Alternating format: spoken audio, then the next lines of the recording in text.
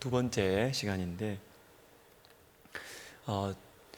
예수님을 닮은 모습으로 우리가 교회를 섬기는 것이 제일 좋다라는 이 대전제 하에 이제 이번 두 번째 시간을 갖도록 하겠습니다. 제가 잠깐 기도할게요. 하나님 감사합니다. 주님, 짧은 시간이지만 우리의 마음 속에 분명한 메시지가 하나 새겨져서 앞으로 교회를 섬길 때 순종하고 실천할 수 있는 것 하나 가지고 주님 돌아갈 수 있도록 주님 이 시간을 사용하여 주시고 저를 사용해 주십시오. 예수님의 이름으로 기도드립니다. 아멘.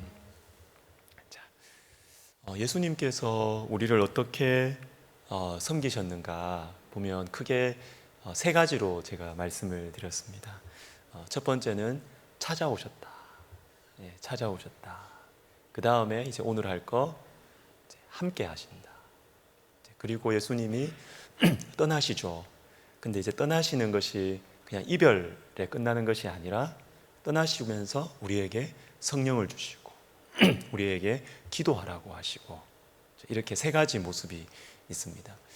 그래서 우리가 이 세 가지를 늘 예수님을 닮아서 교회를 섬겨야 되겠다 이렇게 생각을 마음에 다 간직을 하시면 좋을 것 같습니다. 오늘은 두 번째 함께 하심 죄송합니다. 함께 하심에 대한 것입니다. 아가서 3장 10절에 보시면 이런 말씀이 있습니다. 나의 사랑 내 어여쁜 자야 일어나서 함께 가자 이렇게 되어 있습니다. 일어나서 이제 함께 가자 이렇게. 저 같은 목회자들에게 있어서는 그리고 또 교회에서 많이 봉사하고 수고하시는 분들 속에는 참 좋지 않은 감정이지만 피해갈 수 없는 감정 하나가 있어요. 그게 뭐냐면 피해 의식이라는 거예요. 피해 의식이라는 거예요. 그러니까 이런 것이죠. 내가 교회를 위해서 많이 수고하고 헌신했는데 이게 보상을 받지 못하는 거예요. 보상을 기대하면서 한 건 아닌데 너무 섬기다 보니까 어려운 거예요. 힘든 거예요. 이제 그러다 보니까 내가 피해받았다. 이제 그런 마음이 참 우리에게 많이 있는 것 같아요. 열심히 섬길수록. 그런데 여러분, 이 말씀을 제가 오래전에 이제 대학생 시절에 이 말씀을 좀 새롭게 알게 되었는데 나의 사랑 나의 어여쁜 자야 일어나서 함께 가자. 잘하는 말씀이죠. 근데 이게 참 감사하더라고요. 저는. 왜냐하면 주님이 술람미 여인에게 그리고 저에게 내가 너를 참 사랑한다. 나의 사랑 내 어여쁜 자야. 그러니까 내가 널 사랑하는 거 알지? 그러니까 일어나서 일 안 해? 이런 마음이 제 속에 조금 있었나 봐요. 그러니까 나의 사랑, 나의 어여쁜 자야, 일어나서 충성해야지. 이런 마음이 제 속에 있었던 것 같습니다. 그런데 말씀을 보니까 주님은 일어나서 어떻게 해요? 가라가 아니고 함께 가자라고 말씀하시는 거예요. 함께 가자. 저는 이런 생각을 해봅니다. 만약에 예수님께서 이 땅에 우리를 찾아오셨습니다. 지난번에 우리가 배우던 것처럼 예수님이 우리를 찾아오셨습니다. 근데 찾아오셨는데 예수님 너무 바빠요. 예수님 너무 바빠가지고 함께 할 수 있는 시간이 없는 것입니다. 그러니까 찾아오기는 찾아오셨는데 우리와 함께 하지를 않으셨다면 우리는 어떻게 됐을까요? 예수님을 모르는 것이에요. 예수님을 알 수가 없는 것입니다. 그래서 찾아오는 것은 거기서 끝나는 것이 아니라 시간을 함께 보내는 것이 필요하다라는 것입니다. 여러분, 성경에는 예수님의 별명이 나옵니다. 별명. 여러분 잘 아시는 것처럼 임마누엘이라는 별명을 예수님은 가지고 계십니다. 마태복음 1장 23절을 우리 강의 안에 있는데 같이 한번 읽어보겠습니다.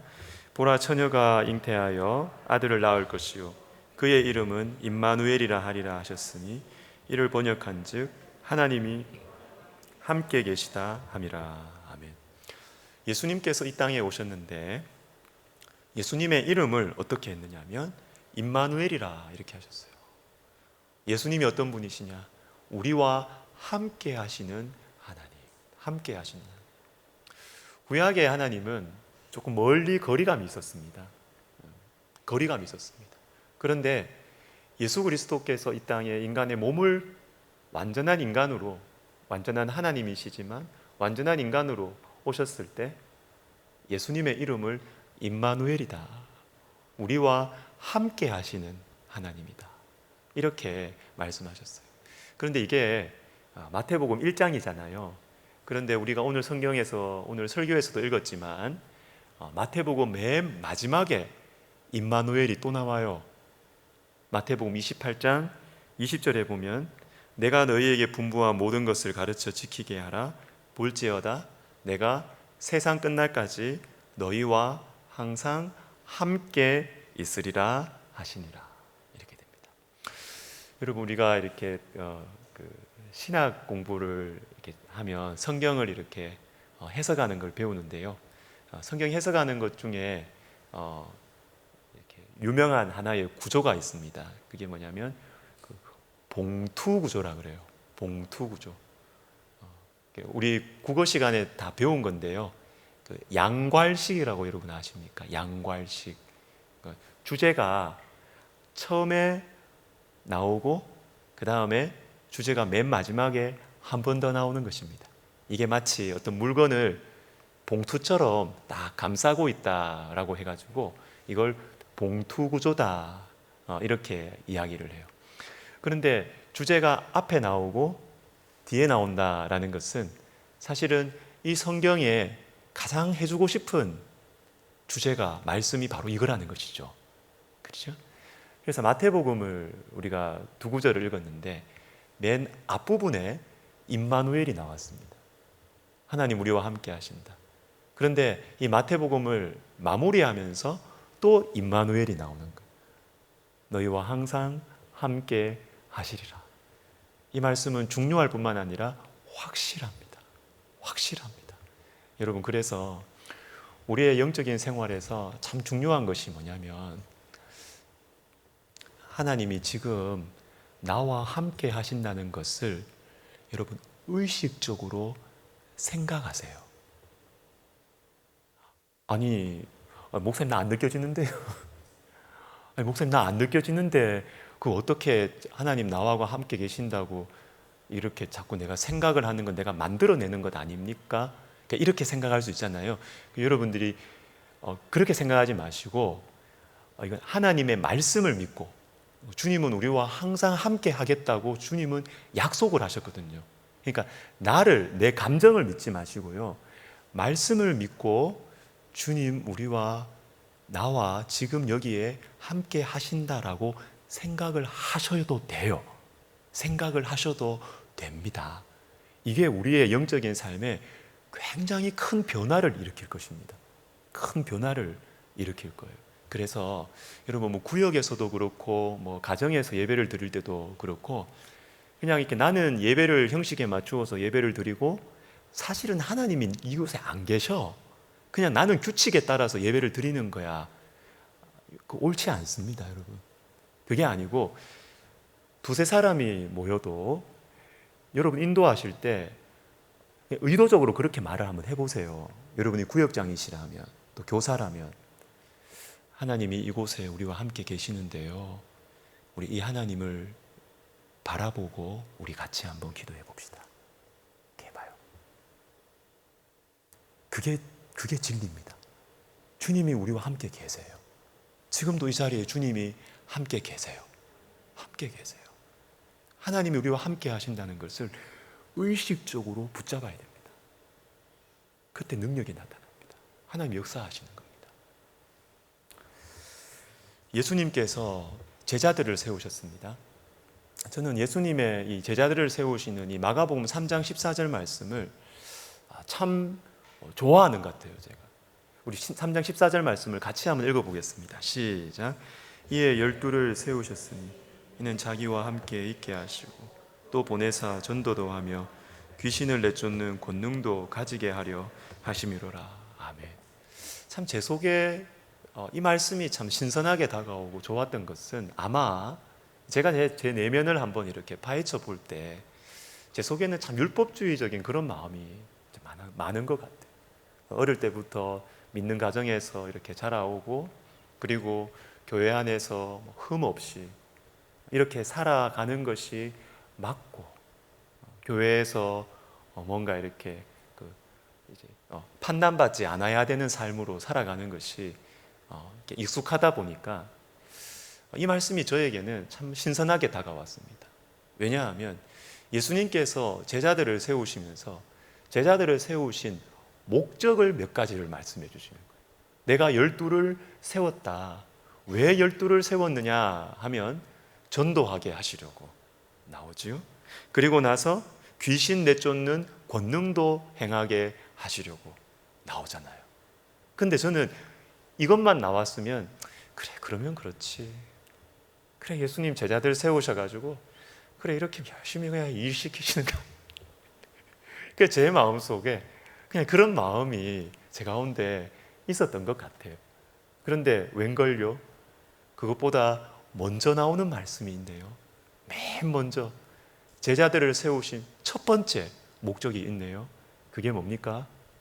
자기와 함께 있게 하시고.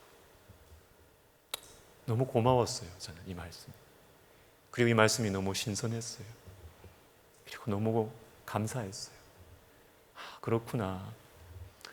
예수님은 나를 제자로 부르셔서 예수님은 나를 목사로 세우셔서 야, 광 목사 너 전도 안 해? 너 뭐 하는 거야, 목사가? 야, 광 목사 너 귀신도 못 쫓아? 너 뭐 하는 거야? 그렇게 하시는 주님이 아니시라는 거예요. 광 목사야, 나랑 같이 있자.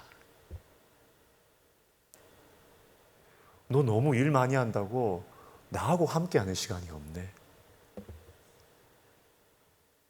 그렇게 저에게 다가오시는 주님의 마음이 느껴지는 거예요. 그리고 또 다른 방향에서는 너가 나와 함께하면 자연스럽게 전도도 할 수 있는데 너가 나와 함께하는 시간이 많아지고 그래서 영혼을 향한 나의 뜨거운 안타까움을 그 사랑을 네가 정말 안다면 내가 교회 다니는 사람이기 때문에 전도해야 돼. 내가 목사기 때문에 귀신을 쫓아내야 돼. 이렇게 하면 저에게는 너무나 큰 짐이에요. 율법주의가 된다. 그런데 야, 박 목사, 너가 나와 함께하고 나하고 같이 대화하고 나의 사랑을 받고 그러다 보면 너는 내 마음을 알게 될 거야. 그래서 네가 복음을 네 스스로 전할 수밖에 없게 될 거야. 네가 귀신을 내쫓는 권능이 나와 함께 있는 것으로부터 그 권능이 나타나게 될 거야. 이것이 저는 성경적인 해석이고 가르침이라고 생각을 합니다. 주님께서 저와 여러분을 주님의 제자로 세우셨습니다. 여러분, 임직자가 된다라는 것은 오히려 뭔가 교회에서 구체적인 무슨 일을 더 한다라는 차원보다는요, 제 바람입니다. 제 바람.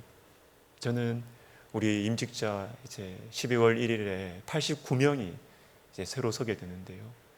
그 89명의 우리 임직 하시는 분들이 정말 주님과 함께 하셨으면 좋겠어요. 정말 주님과 좀 가까워지셨으면 좋겠어요.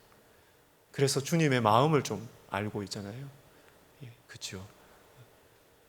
그런 분들이 우리 교회에 89명이 더 늘어난다면 우리 교회는 지금도 좋지만 훨씬 영적으로 풍성하고 깊이가 있고 사람을 살려내는 그러한 교회로 주님이 계속 더 힘있게 쓰실 것 같습니다.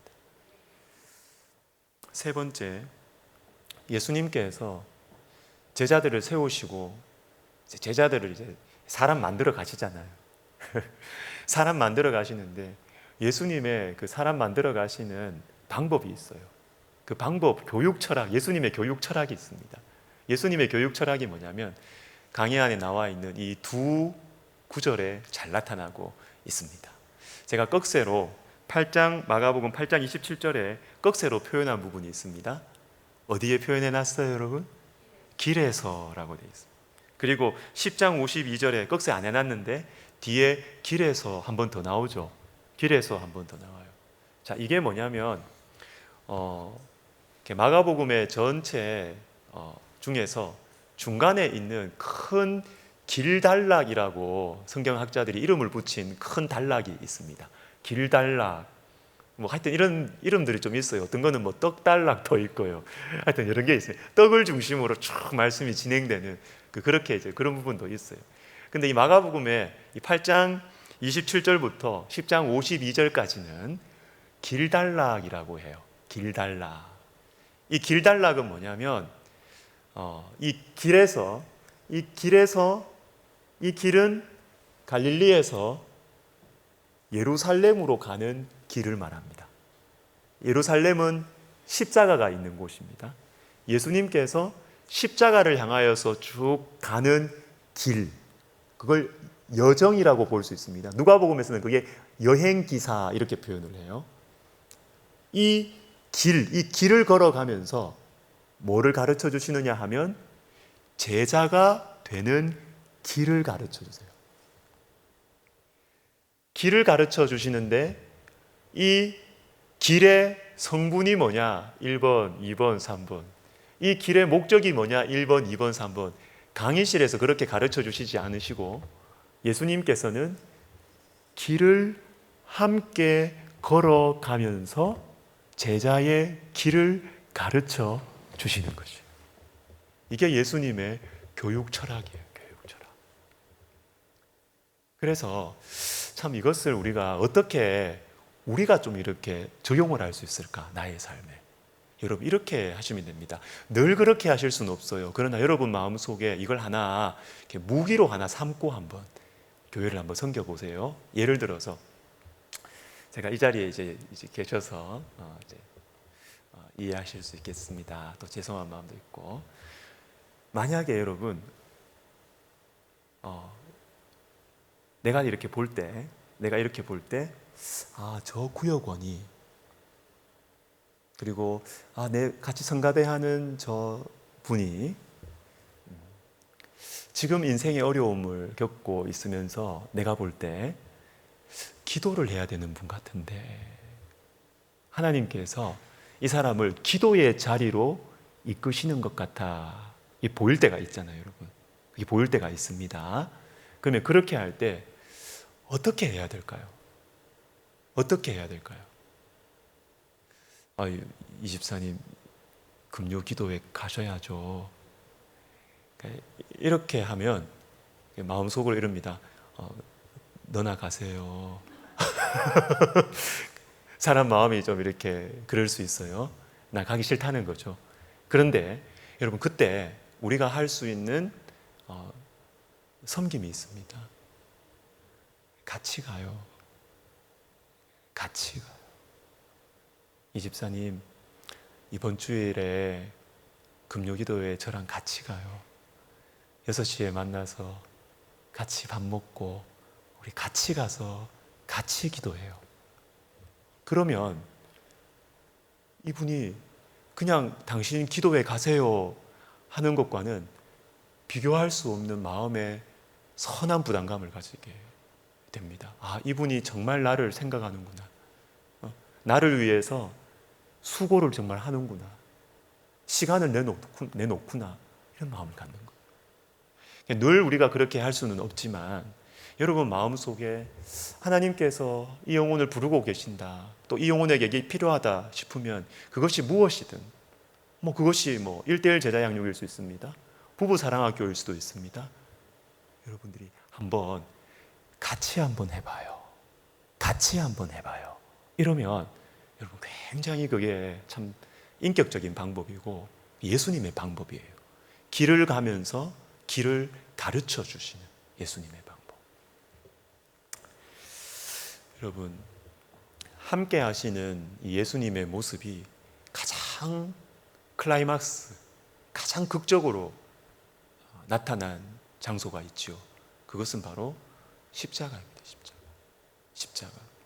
여러분, 십자가에 대한 그 복음서에서 십자가를 여러 가지 방향으로 설명을 해주는데, 누가복음 23장에 보면 예수님의 이 십자가 옆에 죄인 두 사람이 또는 강도 두 사람이 같이 십자가를 지고 있습니다.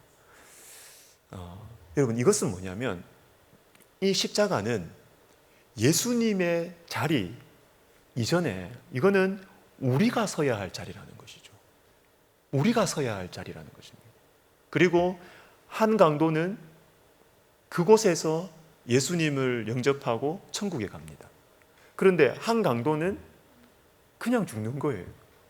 저는 장례식에서 이 설교를 가끔 하는데요, 이 말씀 속에는 모든 인생이 피할 수 없는 두 갈래길이 이 가운데 있는 거예요.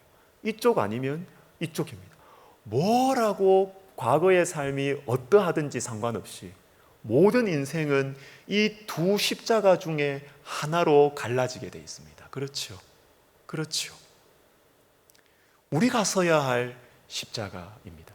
그런데 성경에서는 우리가 서야 할 이 자리에 예수님께서 대신하여 서셨다, 이렇게 말씀하십니다. 베드로전서 3장 18절 말씀을 우리 같이 읽습니다. 시작. 그리스도께서도 단번에 죄를 위하여 죽으사 의인으로서 불의한 자를 대신하셨으니 이는 우리를 하나님 앞으로 인도하려 하심이라. 육체로는 죽임을 당하시고 영으로는 살리심을 받으셨으니. 아멘. 우리를 대신하셨다. 내가 서야 할 자리에 주님이 대신 서셨다. 그리고 히브리서 2장에 보시면 그도 또한 같은 모양으로 혈과 육을 함께 지니심, 예수님이 이 땅에 오신 것을 말씀하시죠. 17절에 보시면 형제들과 같이 되심이 마땅하도다. 하나님의 구원의 방법에 있어서 함께 하시는 이 방식, 이것은 너무나 중요한 것입니다. 너무나. 함께 하는 것, 함께 하는 것. 자, 여러분, 데살로니가전서 1장 5절 말씀 우리 같이 한번 읽어보도록 하겠습니다. 시작. 이는 우리 복음이 너희에게 말로만 이른 것이 아니라 우리가 너희 가운데서 너희를 위하여 어떤 사람이 된 것은 너희가 아는 바와 같으니라. 아멘. 데살로니가 교회가 어떻게 세워졌느냐, 다시 말하면 우리가 교회를 어떻게 세워갈 수 있느냐, 중요한 말씀인데요, 그것은 말로만 하는 것이 아니라 너희 가운데서, 너희 밖에서가 아닙니다. 너희 가운데서 우리가 어떤 사람이 됐는지, 그게 교회를 세워가는 방법이다라는 것입니다. 함께 하는 것이죠. 함께 하는 것이죠. 제가 이제 작년에 이제 안식년 다녀왔잖아요. 그런 생각을 좀 이제 했습니다. 이제 안식년 제가 몇 개월 이제 비워도 이제 워낙 탁월하신 이제 목사님께서 이제 강단을 지켜주시기 때문에 저는 우리 성도님들에게 참 그것이 복이다, 그런 생각을 했고, 이거 오히려 내가 있을 때보다 더 낫겠다. 저는 권 목사님 참 은혜를 많이 받거든요. 권 목사님 설교하실 때마다 이제 그런 생각을 이제 했어요. 이제 그런데 제가 안식년 갔다 와서 이제 우리 성도님들을 이렇게 제가 만나잖아요. 이제 만나면 제가 미처 생각하지 못했던 제 반응들이 나오는 것입니다. 그게 뭐냐면 마치 이런 겁니다. 이제 고급 레스토랑에 외식을 합니다. 고급 레스토랑에 가가지고 아주 좋은 스테이크를 이제 다 코스로 먹었어요.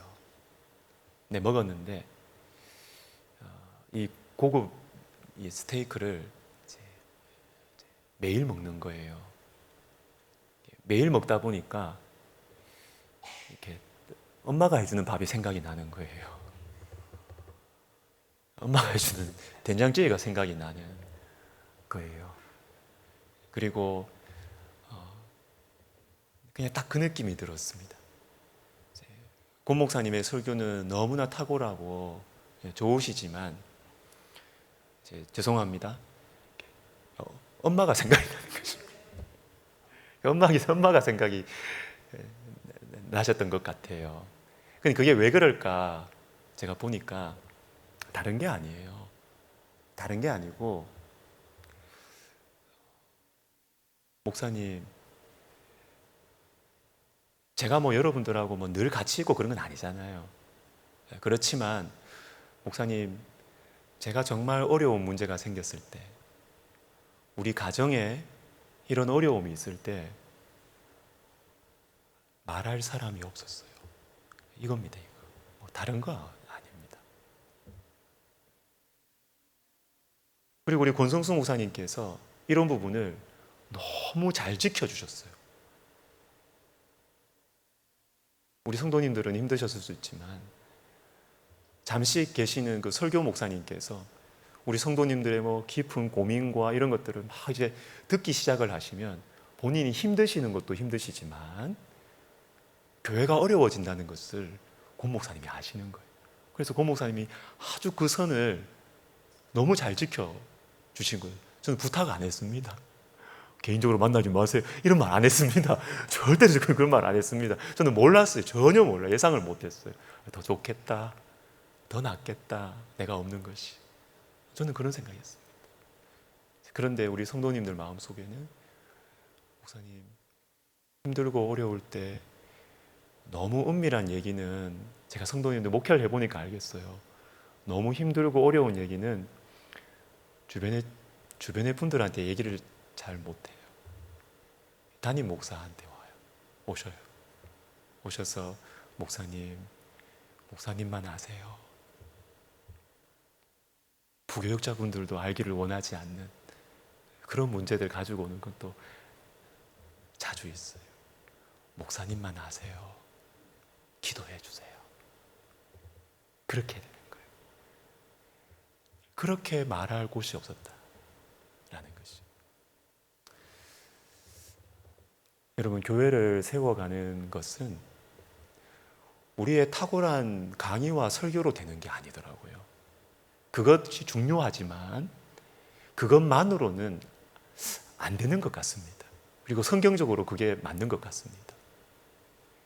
말로만이 아니라 너희 가운데서 부족한 목회자지만 함께 그 아픔을 함께 할 수 있는, 해결은 할 수 있는 능력은 없지만 그래도 그 아픔을 들어줄 수 있고 지켜주고 그 말을 듣고 그 다음에 보는 시선이 다를 거 아니에요. 사람들에게 말은 못하지만 그 가정을 보면 제 마음이 짠하지 않겠습니까? 생각날 때마다 기도하지 않겠습니까? 함께 하는 것, 그걸 통해서 영혼들이 세워지고 교회가 세워지는구나, 그것을 이렇게 배우게 되었던 것 같습니다.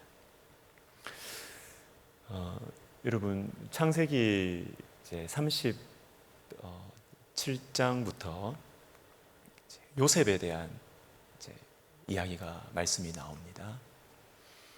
그런데 뒤에 요셉이 총리가 되고 나서 이제 형들이 오잖아요. 형들이 올 때 여러분 딱 보면 좀 요셉이 좀 너무하다는 생각 안 드세요?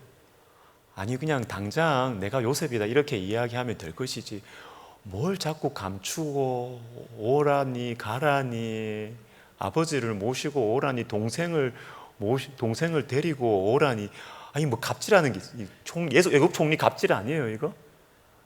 너무 왜 이렇게 자꾸 뭔가.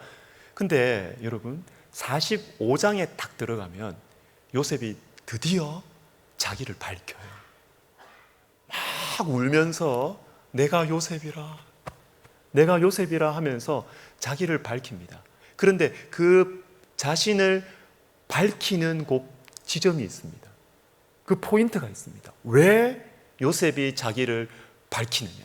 그게 44장에 나오는데요. 요셉이 이런저런 방식으로 검증하고 싶었던 게 있었어요. 그리고 형들의 이 공동체 안에서 이 모습을 내가 봐야 나를 오픈하겠다. 이 모습을 내가 봐야 이 사람들을 내가 용납하고 화해하겠다라는 꼭 보고 싶은 모습이 하나가 있었어요. 꼭 듣고 싶은 단어가 있었어요. 그게 뭐냐면 제가 강의한 보십시오. 유다, 요셉의 형, 베냐민의 형인 이 유다의 입을 통해서 말씀이 길게 나옵니다. 유다의 변호라고 하는데요. 이게 깁니다. 굉장히 중요합니다. 44장에. 그런데 이 유다의 변호를 딱 듣고 요셉이 엉엉 울면서 자기를 오픈합니다. 왜 그럴까요? 왜 그럴까요? 유다의 입을 통해서 나오는 이 말씀 중에 반복되는 중요한 표현이 있습니다. 그게 뭐냐면 함께예요. 함께. 함께가 반복해서 나옵니다. 함께. 베냐민 놔두시오. 베냐민의 그 가방에서 은잔이 발견됐잖아요. 베냐민 놔두고 당신들 가시오. 요셉이 딱 던지잖아요.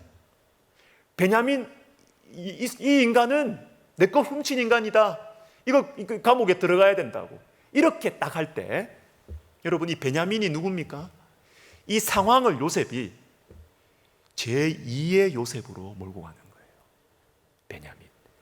자기가 형들이 자기를 팔 때 그 상황으로 몰고 가는 겁니다. 베냐민만 포기하면 형들은 다 살 수 있습니다. 그렇죠. 베냐민만 감옥에 집어넣고 그렇게 하시라고. 우리는 먹고 사는 거 해결됐으니까 가겠다고. 베냐민만 포기하면 형들은 다 살 수 있습니다. 이 상황으로 딱 몰아는 20년 전에 20년 훨씬 넘어 그 전에 그 자기를 팔아먹었던 형들 그 상황으로 딱 요셉이 몰아가는 것입니다. 그런데 그때 유다가 뭐라 그럽니까? 안 된다고. 안 된다고. 나는 이 베냐민, 이 막내 동생과 함께 해야 된다. 함께. 나는 이 애를 버릴 수 없다고. 함께 해야 된다고. 아니, 내가 베냐민을 대신하겠다. 이렇게 나와요. 이때 요셉이 엉엉 울면서 자기를 오픈합니다. 됐다는 것이죠. 합격했다는 것입니다. 왜요? 형들이 이전처럼 나를 버리지 않겠다. 제2의 요셉인 베냐민을 버리지 않고 함께 운명 공동체로 함께 가겠다. 여러분 이것이 하나님 나라의 모습이다. 이것이 바로 십자가죠. 우리와 함께 하시고 대신하신 예수 그리스도의 십자가.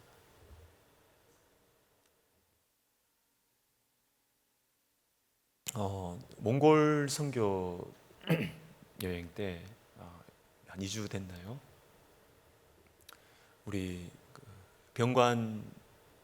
신병관 형제 우리 동생이 다쳐가지고 이렇게 뇌진탕 증세도 일어나고 그랬습니다. 이름이 뭡니까? 현민입니까?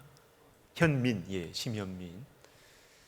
제가 그 이야기를 그날 들었어요. 깜짝 놀랐어요. 그래서 목사님들한테 전화하고 전화가 안 통해. 우리 박 집사님한테 전화하고 전화가 안 통해. 우리 이 목사님한테 전화하니까 이 목사님 전화 다시 왔나요? 콜백이 하셨나요? 보이스톡으로 왔는데 지금 응급 구급차 안이래. 가고 있다는 거. 야, 이거 어떡하네 이거. 감사하게 아무 문제가 없었고 오늘도 식당에서 현민이 만났는데 괜찮다고. 그런데 여러분, 우리가 어느 공동체에 속해 있든지 그것이 가족일 수도 있고 교회일 수도 있고 구역일 수도 있고 한데요, 그 안에 누군가가 연약해지면요, 참 놀라운 일이 일어납니다. 누군가가 몸이 약해지고 연약해지면요, 그 공동체 안에 놀라운 일이 일어납니다. 무슨 일이 일어난다고요? 함께 하는 일이 생깁니다. 함께. 다 건강한 사람들, 다 부족함이 없는 사람들, 똑똑한 사람들 모여 있으면요, 죄송합니다, 골치 아파요. 골치 아파요. 그런데 그 안에 연약한 사람이 한 사람 다 있으면요, 그 사람으로 인해서 공동체가 함께 하는 걸 배워요. 함께 하는 걸 배워요. 그래서 저는 우리 교회 최근에 발목 다치시고 손목 다치시고 이런 분들이 좀 있으셨어요. 그죠? 있으셨어요. 그런데 이분들을 위해서 이렇게 기도를 하면서 참 제가 이렇게 자주 나왔던 기도 제목이 있습니다. 그게 뭐냐면, 하나님, 이 귀한 손이 교회를 섬기고 가정을 섬기던 이 발이 부러졌습니다. 그런데 주님, 이 움직일 수 없는 엄마를 통해서 이 온 가족이 함께 기도하게 해주십시오. 그 기도가 나오더라고요. 늘 나를 챙겨주고 교회를 섬기던 그 팔목과 그 발목이 부러졌습니다. 주님, 이 영혼으로 하여금, 이 영혼 때문에 딸들이 함께 모여 기도하게 하시고 남편이 함께 이 연약한 엄마를 인하여서 이 가정이 하나 되게 해주십시오. 여러분, 그렇게 됩니다. 그래서 여러분들이 속해 있는 공동체 안에서 누군가가 좀 어려움이 있다, 고난이 생겼다, 여러분, 그러면 그 사람이 보배예요. 귀찮다, 내가 구역장인데 또 신경 쓸 게 생겼다, 이러지 마시고요, 여러분들의 능력으로 이끌어가는 구역보다 훨씬 잘 되는 길이 열린 것입니다. 이 영혼을 위해서 함께 기도하고 이 영혼을 위해서 함께 섬겨주고, 그러면서 우리가 속한 그 모임이 살아나게 돼요. 이게 주님의 방식입니다. 주님의 방식. 제가 마무리하겠습니다. 자, 마무리하겠는데 요 한 가지만 여러분 마음에 꼭 새기고, 그리고 오늘 소그룹 할 때도 이것에 대한 아름다운 추억과 감사할 사람이 있으면 한번 나눠 보시고 하면 좋겠어요. 뭐냐면, 앞으로 여러분들이 교회를 섬기실 때 누군가가 너무 힘든 일을 당했어요. 힘든 일을 당했어요. 여러분, 사람이 너무 힘들면요, 사람 만나기 싫습니다. 사람 만나기 싫습니다. 이 사람이 너무 힘들고 너무 마음이 많이 상해서 딱 혼자서, 그리고 집안에 자녀들이든 부모님이든 경제적인 것이든 너무나 큰 시련이 닥친 사람이 생겼다. 여러분,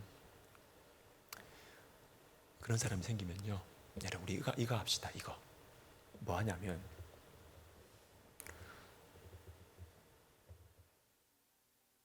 무조건 어떤 방법을 쓰시더라도 끄집어내세요. 집에서 끄집어내셔야 됩니다. 계속 집에 놔두면 죽어요. 죽습니다. 끄집어내십시오. 끄집어내십시오. 전화를 안 받으면 찾아가서라도 그 사람이 가는 길쯤 되겠다 싶은 거기라도 찾아가셔서 그 영혼과 함께 시간을 보내셔야 돼요. 함께 보내셔야 돼요. 마치 내가 찾아가도 나를 외면하고 차가운 눈빛을 보내고 그렇게 해도 그 사람 옆에 계셔요. 멸시받고 계세요. 함께 계세요. 끄집어내셔야 돼요. 끄집어내셔야 살아요. 집에 계속 내버려 두면, 혼자 있게 하면 죽어요. 여러분, 요거 하나만 꼭 기억해 주세요. 이 하나만 꼭 기억해 주세요. 끄집어내겠다. 이거 한번 외쳐야 되겠다. 이거 외쳐야 됩니다. 끄집어내겠습니다. 유치하지만 죄송합니다. 한 번 더 합시다. 끄집어내겠습니다. 그래, 맞습니다. 맞습니다. 그거 해야 돼, 그거. 말로 해가지고 안 되는 고통이 있다고요. 따뜻한 문자 보내가지고 마음이 안 풀리는 때가 있다고요. 그때는 함께 해주셔야 돼요. 끄집어내야 돼요. 끄집어내야 돼요. 어떻게 하든 남편을 구슬리든 그 남편을 구슬리든 그 아내를 구슬리든 그 자식을 구슬리든 어떻게 해든 방에서 나오도록 끄집어내야 돼요. 끄집어내서 멋있는 말 못 해줘도 돼요. 안 해줘도 돼요. 그냥 내가 당신과 함께 하고 싶어 하는 사람이 있다는 거, 당신이 혼자가 아니라는 거, 그거를 보여줘야 돼요. 그러면 여러분, 인생 살리는 겁니다. 그 가정 살리는 거라고요. 여러분, 끄집어냅시다. 함께 합시다. 교회를 잘 섬기시는, 예수님 닮은 모습으로 교회를 섬기시는 우리 모두가 되었으면 좋겠습니다. 우리 같이 한번 기도하고 우리 소그룹 하겠습니다. 하나님, 주님 우리와 함께 하셨죠. 내가 힘들고 어려울 때 주님 그냥 멀리서 나보시고 좋은 강의해 주시고 끝내지 않으셨죠. 주님 나에게 찾아오셨죠. 함께 해주셨죠. 너무 마음에 의심과 불평과 분노가 많아서 주님의 말씀에 그냥 귀를 막고 있었어도 주님 내 옆에 함께 계셔 주셨죠. 그래서 제가 살았죠. 그래서 제가 이 자리에 있지요. 주님, 저도 예수님을 닮아서 힘든 영혼, 귀를 막고 있는 영혼 끄집어내서 함께하는 그런 섬김 하게 해 주십시오. 우리 같이 기도하겠습니다. 하나님 아버지, 감사합니다. 예수님처럼 우리가 예수님 흉내를 조금이라도 낼 수 있다면 하나님, 교회에서 상처받는 사람들이 많이 줄어들 터인데 우리가 예수님을 생각하면서 찾아가고 함께 해주고 끄집어내서 그저 옆에서 아무 말 못해도 그저 같이 있어주고 손잡아주어도 많은 가정이 살았을 텐데, 많은 영혼들이 살았을 텐데, 하나님 아버지, 이제 늦었지만 이제 시작해 보겠습니다. 하나님, 특별히 연약해진 영혼들, 시련과 고난 가운데 있는 영혼들 해결해 줄 능력은 없어도 끄집어내고 함께 하겠습니다. 우리 하나님 아버지, 우리를 축복의 통로로 사용하여 주옵소서. 예수님의 이름으로 감사하며 기도드립니다. 아멘. 고맙습니다. 예, 또 이렇게 감사하고 그리고 여러분들이 이렇게 단톡방에 큐티로 그리고 또 책 읽으신 거 이렇게 올려주시고 이렇게 또 성실하게 이렇게 해주셔서 참 감사하다라는 마음을 또 전하고 싶습니다. 이제 우리 이어서 우리 소그룹 하도록 하겠는데 여러분 소그룹이 중요해요. 짧지만 강의 듣고 집에 가면 잊어버리는데요. 소그룹을 하면 마음의 기억에 오래 가고 참 이렇게 감동이 있습니다. 우리 지난번처럼 우리 앞에 PPT 이렇게 또 띄워주시면 그 장소